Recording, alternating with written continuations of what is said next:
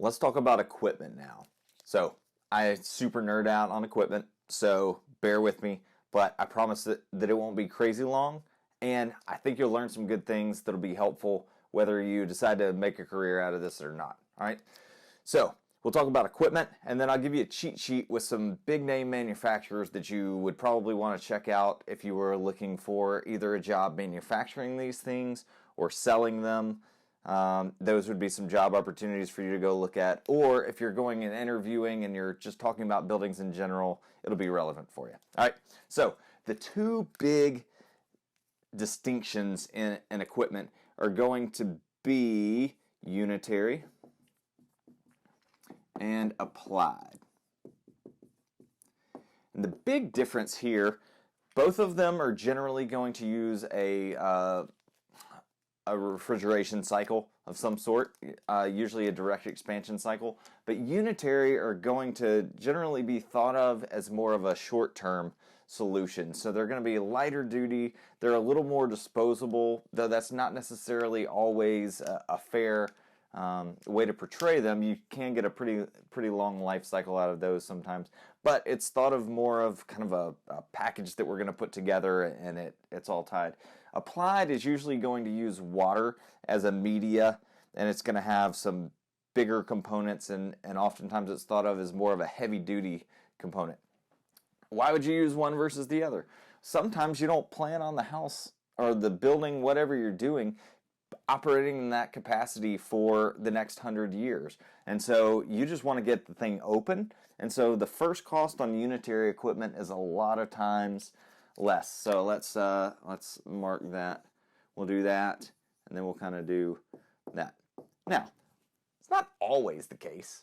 Sometimes there's a bunch of variations, and so it's unfair to mark either of them as the better or the worst, but let's talk about why we would use some of them. All right, so a unitary type solution is going to have a DX refrigeration cycle, and we're not going to belabor you with that. There's a ton of great videos out there on that, but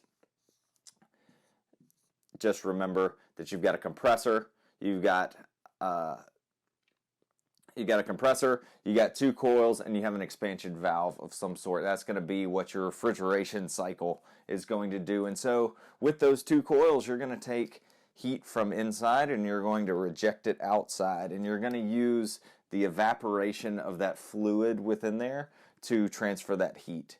And when evaporation happens, you get a big transfer of heat, and that's why it's a good system. A heat pump will do it the reverse of that, and so you'll take heat from outside and reject it inside.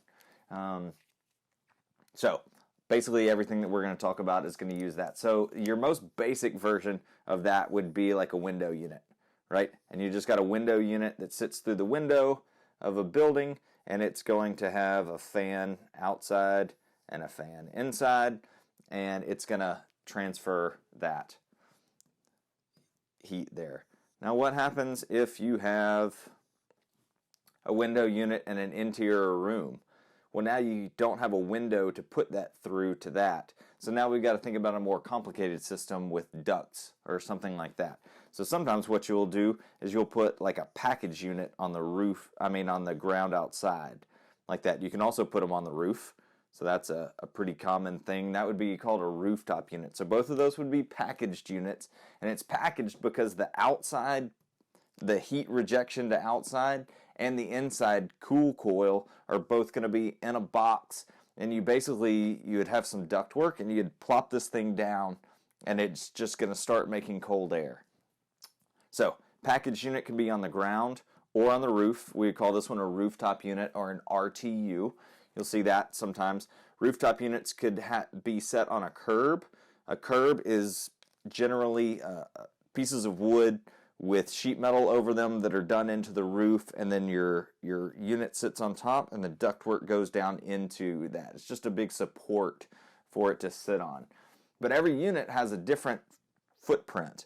And so if you have an old unit and you need to put a new unit on, replacing it with exactly the same type of equipment may be advantageous to you because it'll fit on the same curb. But they also make curb adapters. There's a bunch of companies out there that make curb adapters. But as you're thinking about upgrading equipment or changing out equipment, things like curb adapters kind of come into play, and that's just some of the things that you have to think through. And, well, does it make sense to pay more for this equipment that doesn't have a curb adapter, or to use a different, cheaper piece of equipment with, you know, $1,000 curb adapter, whatever it is? Let's talk about this package unit outside. We're going to go, we could run some ductwork underneath the house, and it's out of the way. And we will do supply into all of these rooms, and then we'll just have usually a common return. So that's generally how you do, is you push air into the individual spaces, then you'll generally have a more common return, not necessarily return out of each space. And that's good, because kind of what you do is you flush the air. You kind of push it in this way, and then it sweeps through, and it's going to sweep back to a common area. It tends to end up with a good setup. Now, sometimes you don't have room to run this ductwork under here, and you need to use a split system. So a lot of homes will use a split system, and that's where you have the outside coil here, and you might have the inside coil here. Let's do it in blue. That'll make sense. We'll do it in blue in a closet, like in the middle of the house. Like in my house, it's in the garage. All right, so the outside unit is out here on the side of the house that we don't use as much, so that we don't hear the noise from it. And then the inside unit is in our garage, which is very central. And then it goes up to the attic, and it goes down through under the floor, so that we can get, you know, kind of this situation, so that you get downstairs and upstairs off of that. But air is moving through this, and what moves between here and here is just refrigerant lines. So just tiny little lines. The advantage of that is that you don't have to poke big holes in your building. If you need to move a bunch of air around in the middle, you can just run those little lines, and they're much less invasive. So that's why people would use a split system versus a packaged unit. If you have a strip mall, and by a strip mall I mean like a shopping center where it's one story and you pull up to the front, that's a strip mall. Put a rooftop unit on the top, the ductwork just goes down, and then it just kind of goes into that space, and it's pretty easy. When you start getting an office building and you start stacking floors on top of each other, now you have to have a huge duct down the middle that takes up floor space, a huge duct that goes down to the middle to push air in, and then you have to figure out how to get that air back up to the unit too, right? So that's where something like a split system might make more sense, and you would have a big unit on the roof or multiple big units, and then you'd have an individual one on each floor, and that way you don't have to have a bunch of ductwork going between the floors. Another technology here would be VRF, which is variable refrigerant flow. Now, this is a big buzzword. There's a lot of cool videos out here, but basically it's a fancy split system which uses a big unit outside and a bunch of little units inside. Cool thing with VRF, variable refrigerant flow, the first word, variable, is that they vary the speed of everything. They vary the speed of the inside units, they vary the speed of the outside units, the fans in both of those, and they vary the speed of the compressor. So they only do as much work as they have to meet the load. Varying speeds of fans and compressors is the way to save energy in this, because if you don't need a bunch of air moving, then you shouldn't move a bunch of air. The most efficient system is actually one that's off, right? Because it uses zero energy. But we want systems on, and we want to be comfortable, and so we need to turn them on. Varying the speeds. Some of the things that we vary speeds with are VFDs, variable frequency drives.